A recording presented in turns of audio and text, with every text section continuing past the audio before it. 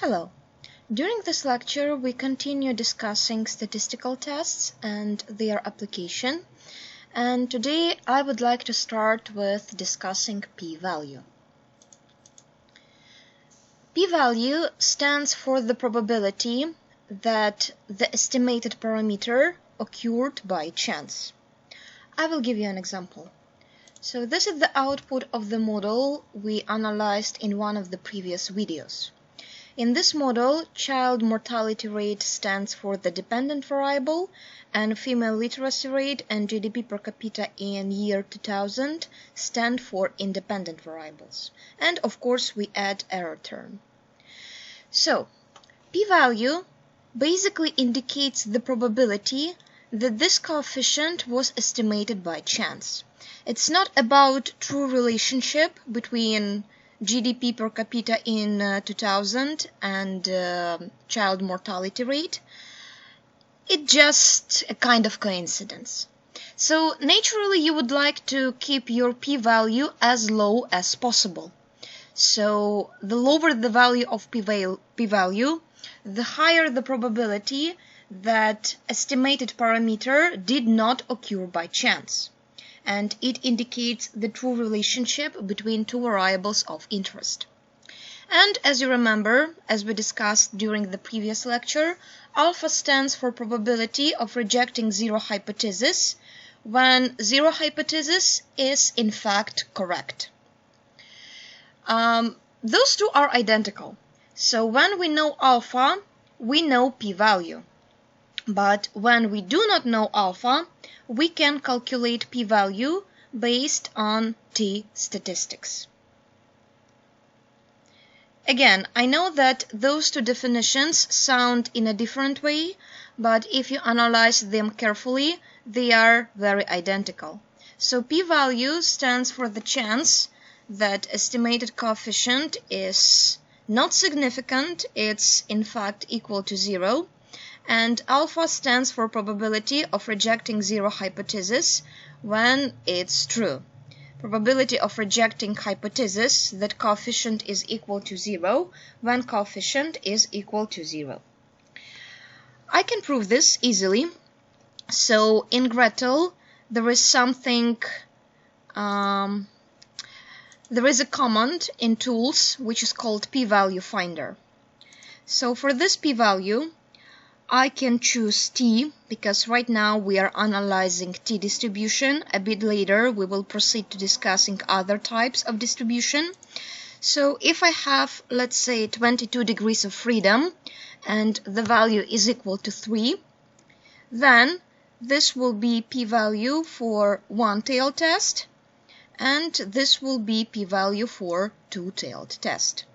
As you can see, in both cases, p-value is relatively low, which indicates that there is a low chance that the estimated parameter was obtained by chance. Occasionally. Okay, whatever. So, again, so if I'm more specific and I choose 25 degrees of freedom and this t-statistics, then this is my p-value. Again, I can look at the table. So for 25 degrees of freedom here, and this specific value of t-statistics, this is the value of alpha. For one-tailed test, it's 0.25, analogously to the output, and for two-tailed test, it's 0.5. Again, in the table, some approximations are used, that's why those values are not 100 precise, but if you round, you will obtain the same result, 0.25 and 0.5. Of course, if your t-statistics is exactly equal to t-statistics from the table, it's relatively easy to take p-value from the table. However, when it's not, when this value is absent in the table, then you can use Gretel, if you need, of course. So, when it comes to assessing whether obtained coefficients from sample regression model are statistically significant, we typically use 3 levels of significance. So if p-value is smaller than 0.01, then coefficient is statistically significant at 1% significance level. If it's below 0.05, then the coefficient is significant at 5% significance level. And if it's smaller than 0.1, the coefficient is statistically significant at 10% significance level. So those values are based on the rule of thumb. Like, there is no good explanation for why we pick exactly those values except for the tradition. So please skip to this. And honestly, in prevailing majority of statistical softwares used for estimating econometric models, you get those values automatically. For instance, in Gretel, those 3 stars indicate 1% significance level, 2 stars indicate 5% significance level, and 1 star indicates 1% significance level.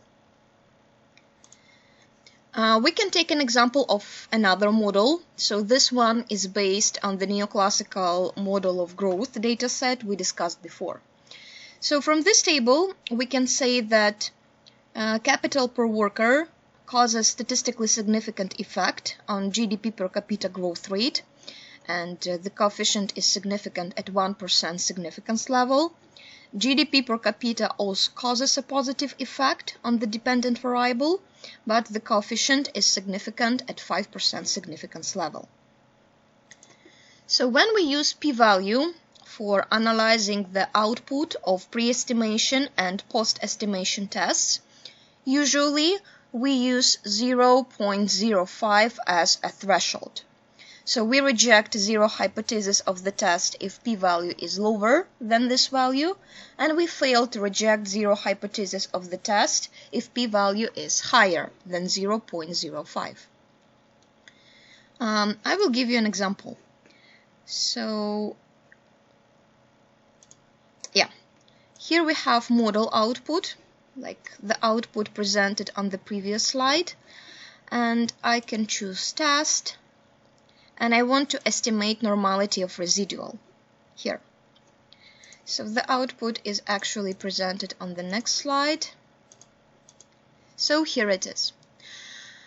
This is a Jark-Barrett test for normality.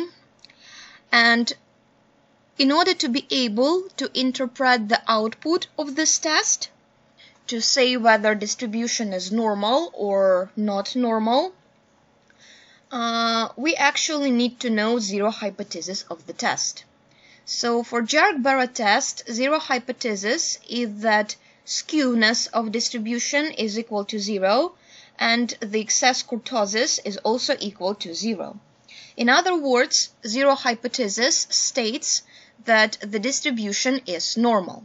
This is our zero hypothesis.